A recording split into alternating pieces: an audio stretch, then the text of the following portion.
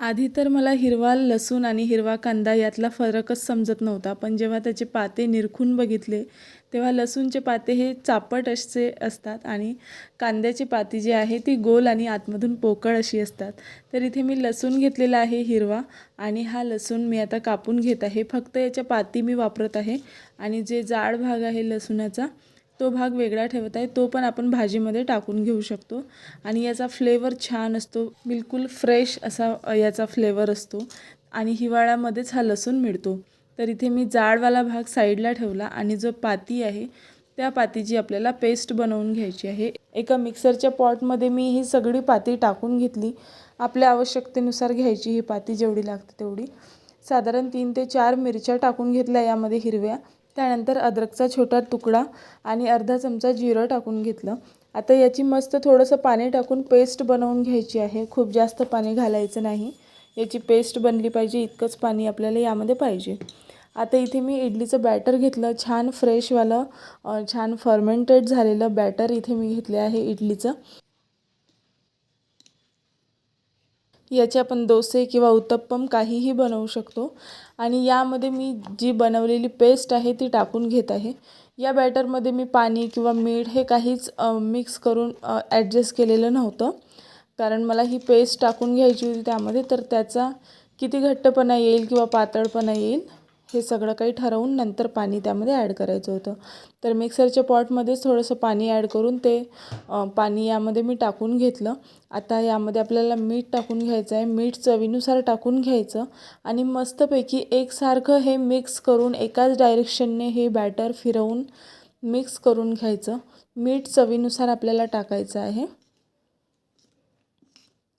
आता तुम्ही बघू शकता बॅटरमध्ये खूप जास्त एक्स्ट्रा पाणी टाकायची गरज पडली नाही. जितकं आपण लसूणाची पेस्ट टाकली तेवढी आणि एक्स्ट्रा थोडंसं पाणी टाकलं साधारण 1 वाटी वगैरे आणि छान हे बॅटर बनलं. पण तरीही मला थोडंसं घट्ट वाटत होतं, तर मी आणखी थोडंसं 1-2 चमचे मी पाणी टाकून घेतलं यामध्ये आणि व्यवस्थित याची कन्सिस्टन्सी ॲडजस्ट करून घेतली. आता तुम्ही बघू शकता बॅटर खूप छान दिसत आहे आणि मस्त याला हिरवा असा रंग आलेला आहे. थोडंसं पाणी टाकून घेतलं आता जसं आधी सांगितल्याप्रमाणे 1-2 चमचे आणि मस्तपैकी हे ढवळून घेतलं किंवा मिक्स करून घेतलं पाणी आणि आता परफेक्ट याची कन्सिस्टन्सी झालेली आहे. तर आता डोसा बनवण्यासाठी इथे मी तवा गरम करून घेतला सगळ्यात आधी आणि नंतर यावर अगदी थोडंसं तेल टाकून जो आपण लसूण कापून घेतला होता त्याचे जे जाडवाले भाग होते वरचे त्यानेच मी हे तेल स्प्रेड करून घेतलं. तुम्ही कांद्याने सुद्धा करून घेऊ शकता किंवा वांग्याचं देठ असते त्याने पण करू शकता.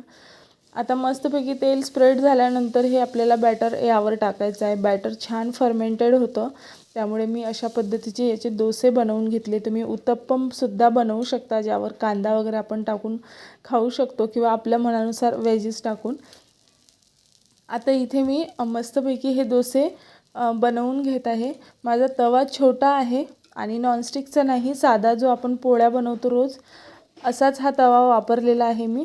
तवा फक्त घासायचा नसते जेव्हा आपण लोखंडी तव्यावर हे डोसे बनवतो तेव्हा आणि अलगदच हे डोसे निघून जाते. अजिबात झंझट राहत नाही. म्हणजे नॉनस्टिकचाच तवा आपल्याला पाहिजे तेव्हाच आपण हे पदार्थ बनवू शकतो असं अजिबात नाही. तुम्ही मस्तपैकी असे लोखंडी तव्यावर डोसे घरच्या घरी बनवू शकता आणि तुम्ही बघू शकता किती छान खरपूस असा रंग आलेला आहे याचा. चवीलाही तितकेच भन्नाट झाले होते.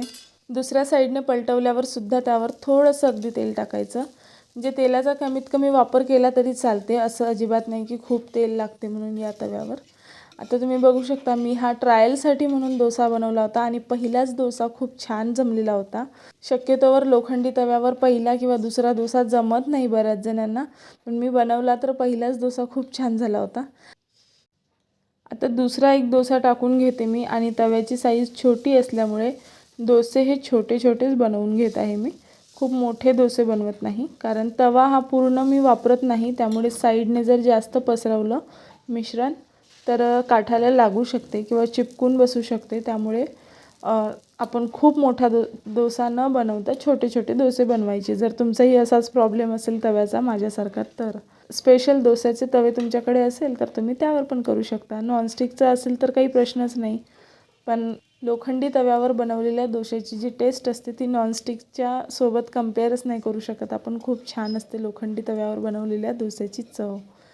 आता तुम्ही बघू शकता डोसा खूप छान अलगदच निघून जाते तव्याचा आणि मस्तपैकी दोन्ही साईडने तेल लावून मी छान हा परतवून घेतलेला आहे, क्रिस्पी करून घेतलेला आहे आणि छान हा डोसा चवीला लागतो. त्यामध्ये लसूण आपण ॲड केलेला असल्यामुळं त्याचा फ्लेवर इतका भन्नाट येतो आणि हा लसूण हिवाळ्यातच मिळतो, त्यामुळे तुम्ही नक्की अशा पद्धतीचे डोसे बनवून बघा.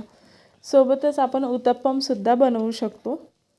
तर आपल्याला जर उत्तप्पम बनवायचे असेल तर ते सुद्धा आपण मस्त आपल्या आवडीनुसार व्हेजीस टाकून बनवू शकतो. तर मी एक उत्तप्पमसुद्धा तुम्हाला बनवून दाखवत आहे. इथे मी बॅटर घेतलं तव्यावर आणि त्यावर अगदी थोडासा कांदा टाकून घेतला. वाटाणे होते माझ्याकडे तर ते वाटाणे टाकले.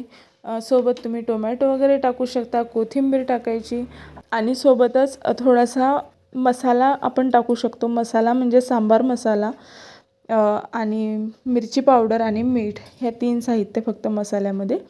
आता हे टाकूनसुद्धा आपण करू शकतो किंवा तुम्हाला नाहीच पाहिजे असेल काही तिखट वगैरे तर फक्त मीठ थोडंसं स्प्रिंकल करायचं. बाकी आपण भाज्या टाकलेल्या आहेत म्हणून. बाकी मिठाची प्लेन जर बनवले तर मिठाचीही गरज पडत नाही.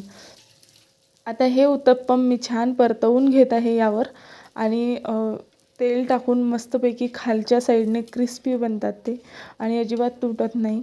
खूपच छान लागते हे पण चवीला. तुम्ही नक्की बनवून बघा. तुम्ही यावर तर पनीर, शिमला मिरची कुठल्याही तुमच्या आवडीनुसार भाज्या तुम्ही टाकू शकता, ज्या की अशा व्यवस्थित यावर फ्राय होईल अशा पद्धतीच्या भाज्या टाकायच्या यावर. पालेभाज्या पण टाकू शकतो आपण. बघू शकता तुम्ही उत्तप्पम पण इतके छान टेस्टी बनले होते. तुम्ही नक्की बनवून बघा अशा पद्धतीचे हे डोसे आणि उत्तप्पम. आणि तुमच्याकडे पण हा हिरवा लसूण मिळत असेल तर नक्कीच हा फायदा घ्या या हिवाळ्यामध्ये. आता तुम्ही बघू शकता मस्तपैकी हिरवेगार असे डोसे आणि खोबऱ्याची किंवा नारळाची चटणी बनवली मी यासोबत आणि चवीला खूप भन्नाट लागते हे डोसे. तुम्ही नक्की बनवून बघा. रेसिपी कशी झाली तेही कमेंटद्वारे नक्की सांगा.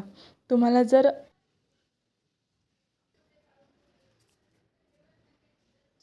नागपूरला बरेच लोक लसूण जर विकायला आला तर त्याचे आकसेसुद्धा बनवते. तर हे आकसे कसे बनवायचे हे जर तुम्हाला जाणवून घ्यायचं असेल तर कमेंटमध्ये नक्की मी ते सुद्धा रेसिपी तुम्हाला नक्कीच दाखवेल.